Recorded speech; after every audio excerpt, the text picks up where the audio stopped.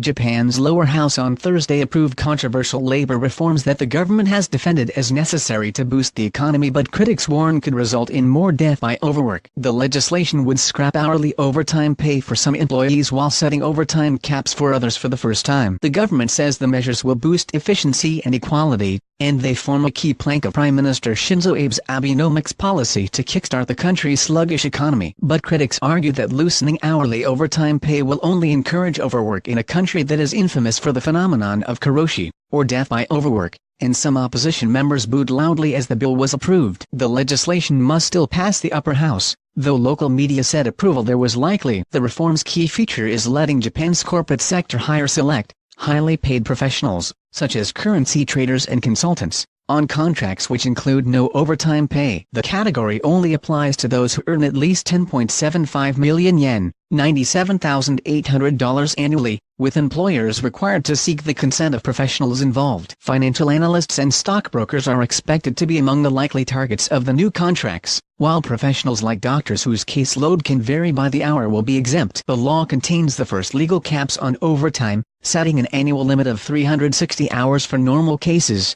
and up to 720 hours for temporary and special cases. It also promotes flexible work schedules including telecommuting, allows office workers to develop side businesses, and encourages equal pay for workers on different contracts doing the same job. Abe's government argues the reforms are necessary to respond to the challenge of an aging and shrinking population. But skeptics say they will endanger workers by allowing contracts that could include almost unlimited overtime with no extra pay, and setting overtime caps for other professions that are still too high to prevent overwork. This is a type of system that could result in long work hours and increases the risk of karoshi, said Emiko Teranishi, whose husband killed himself due to depression linked to overwork, in recent testimony to Parliament. The bill has also been controversial because key data cited by Abe's government to back it turned out to be incorrect, forcing an embarrassing U-turn on one part of the planned reforms. Shortly before the legislation passed, Chief Cabinet Secretary Yoshihide Suga said it would help bring about a society which makes it possible for every worker to choose work styles that suit their individual conditions.